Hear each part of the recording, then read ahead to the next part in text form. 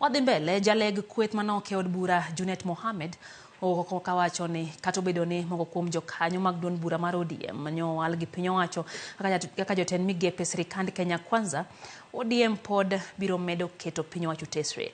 Owacho ni tayo piny Kenya otamo kweth mar Kenya Kwanza kendo mae makoro chuno gi mondo omigi kwa ogai mar ODM Raila Amolo Odinga mondo omigi jomoko manyalo konye tayo piny Kenya.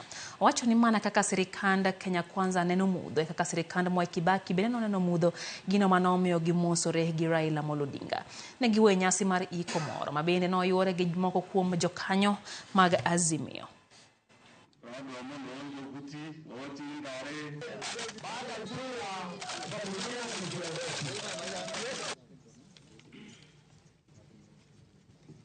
Unajua juzi niliona Biden akiongea akisema ya kwamba ile kitu itamtoa kwa hii maneno ni Mungu akikubali tu. Sisi pia tuko namna hiyo na Raila.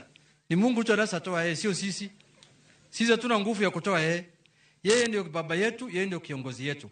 Lakini sisi ile kitu ambaye tulikuwa tunapigana naye ni ubaguzi. Sasa ile serikali imetengenezwa, watu wanasema hawa ni watu wa Azimio, hawezi kuwa kwa serikali. Hawa ni watu wa sijui kabila fulani, hawezi ingia kwa ofisi. Sisi hii ni ushuru yetu. Kila mtu hapa Kenya analipa ushuru na kila mtu wako na haki ya kufanya kwa serikali. Huwezi kuuliza landlord ni nani na tenant ni nani. Kila mtu anashika lazima moto. Si ni kweli hiyo?